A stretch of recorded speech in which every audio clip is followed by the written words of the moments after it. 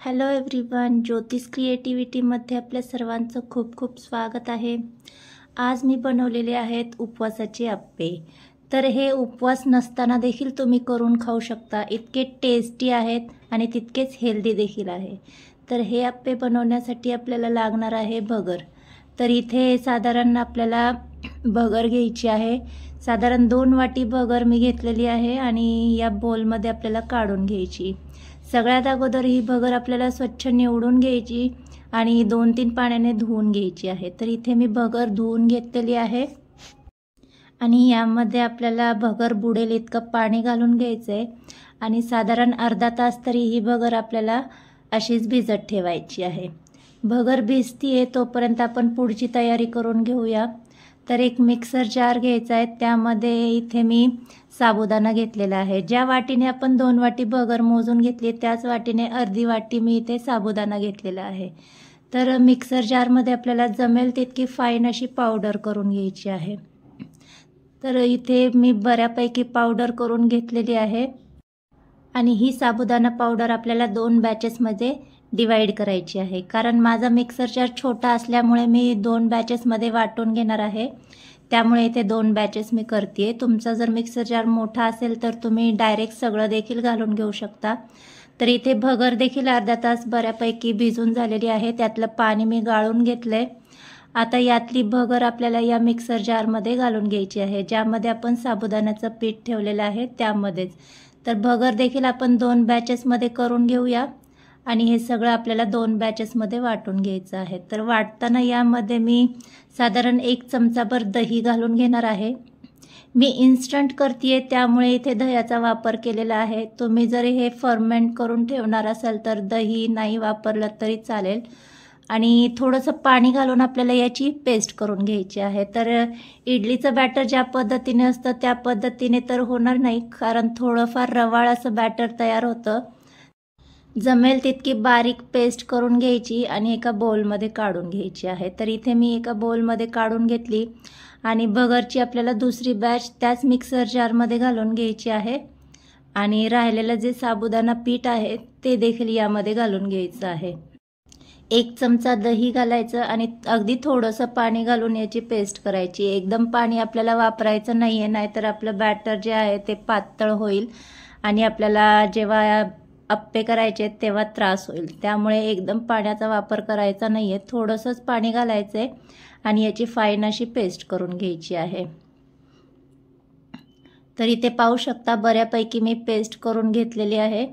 तर आता आपण ही यामध्ये काढून घेऊयात। तर यावेळेस तुम्हाला जर कन्सिस्टन्सी जरा थिक वाटत असेल तर तुम्ही यामध्ये आणखी पाणी वाढवू शकता, पण मला परफेक्ट वाटते त्यामुळे मी इथे पाण्याचा वापर करणार नाही आहे। परफेक्ट बॅटर तयार झाले। थोडा वेळ आपल्याला हे छान मिक्स करून घ्यायचे। आता यामध्ये आपल्याला आवडीनुसार इथे मी हिरव्या मिरच्या घालून घेते, बारीक अशा चिरून घेतलेल्या आहेत। तुम्ही मिरचीची पेस्ट देखील घालू शकता किंवा यामध्ये मी जे काही वापरते ते तुम्ही स्किप देखील करून घेऊ शकता, पण छान टेस्ट लागते त्यामुळे मी हे सगळं घालून घेतलेलं आहे। कोथिंबीर घालून घेते, 1 चमचा जिरे घालून घेणार आहे आणि चवीनुसार मीठ घालून घ्यायचे आणि यामध्ये भाजलेले शेंगदाण्याचा कूट घालून घेते। थोडासा दाणेदारच आहे तो यामध्ये घालून घ्यायचा आहे। छान सगळं एकजीव करून घ्यायचं आहे आणि 2-3 मिनिटं आपल्याला हे फेटून घ्यायचं आहे। तर जितकं छान फेटाल तितकं अप्पे सुंदर होतात, त्यामुळे फेटून घ्यायचं। तर आता बऱ्यापैकी हे मिश्रण तयार झालंय, आता आपण साईडला ठेवून देऊया। तोपर्यंत अप्पेसोबत खाण्यासाठी आपण चटणी करणार आहोत। तर इथे मिक्सर जारमध्ये किसलेलं सुकं खोबरं घालून घेतलंय अर्धी वाटी साधारण, जिरे घालून घ्यायचेत 1 चमचाभर, भाजलेले शेंगदाण्याचा कूट घालून घेते, साधारण 3 चमचे यामध्ये मी शेंगदाण्याचा कूट घालून घेणार आहे। चटणीला थोडासा दाटसरपणा येण्यासाठी इथे मी शेंगदाण्याचा वापर केलेला आहे। मीठ घालून घ्यायचे आणि आवडीनुसार हिरव्या मिरच्या घालून घ्यायच्या आहेत। आता भरपूर अशी कोथिंबीर घालून घ्यायची आहे। इथे तुम्ही पुदिन्याचा वापर देखील करून घेऊ शकता आणि मी साधारण यामध्ये 2 चमचे दही घालून घेणार आहे।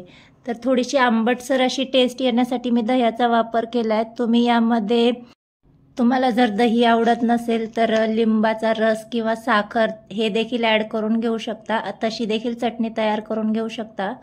पण मी आज या पद्धतीने चटणी तयार केलेली आहे. आता ही आपण एका बाउलमध्ये काढून घेऊया. या चटणीला तुम्ही तडका दिला तरी देखील छान लागेल, पण मी आज अशीच सर्व करणार आहे. जिऱ्याचा तडका खूपच छान लागतो. तर इथे बऱ्यापैकी चटणी आपली झालेली आहे. आता आपण साईडला ठेवून देऊया. आपलं बॅटर देखील बऱ्यापैकी सेट झालेलं आहे. मी इन्स्टंट करणार आहे, त्यामुळे इथे मी अप्पे लगेच करायला घेतले. पण जर बॅटर तुम्ही 15-20 मिनटं सेट करायला ठेवलं तर त्याचे अप्पे खूपच सुंदर होतात. पण मला थोडी घाई होती, त्यामुळे मी लगेच करायला घेतले. तुम्हाला जर यामध्ये सोडा घालायचा असेल तर तोही तुम्ही ॲड करून घेऊ शकता, पण मी कशाचाच वापर केलेला नाही आहे. डायरेक्ट अप्पे पात्र गरम करून घेतलं, त्यामध्ये मी तेल घालून घेतलेलं आहे. तुम्हाला तूप देखील घालून घेऊ शकता, तुपाने देखील अप्पे छान होतात. तर बऱ्यापैकी सगळं बॅटर घालून झाल्यावर झाकण लावून आपल्याला मीडियम गॅसवर 5 मिनटं अप्पे करून घ्यायचे आहेत. तर इथे 5 मिनटं झालेले आहेत. एक साईडने छान असे अप्पे झालेत आपले.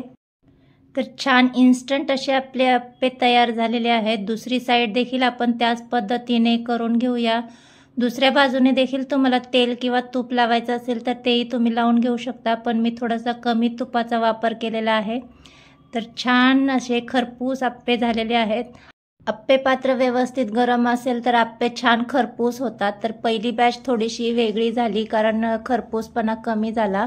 तर दुसरी बॅच मस्त अशी खरपूस झालेली आहे. तर सगळे अप्पे आपण असेच करून घेऊया आणि आता आपण हे अप्पे एका प्लेटमध्ये काढून घेऊयात. तर मस्त इथे आपले अप्पे तयार झालेले आहेत. तर गरमागरम अप्पे आणि सोबत चटणी सर्व करून घेऊया. तर हे अप्पे उपवास नसताना देखील तुम्ही करून खाऊ शकता. नाश्त्यासाठी उत्तम अशी रेसिपी आहे. तर आजची रेसिपी तुम्हाला कशी वाटली? व्हिडिओ आवडला असेल तर व्हिडिओला लाईक आणि चॅनलला सबस्क्राईब करायला विसरू नका. भेटूया नेक्स्ट व्हिडिओमध्ये. तोपर्यंत बाय.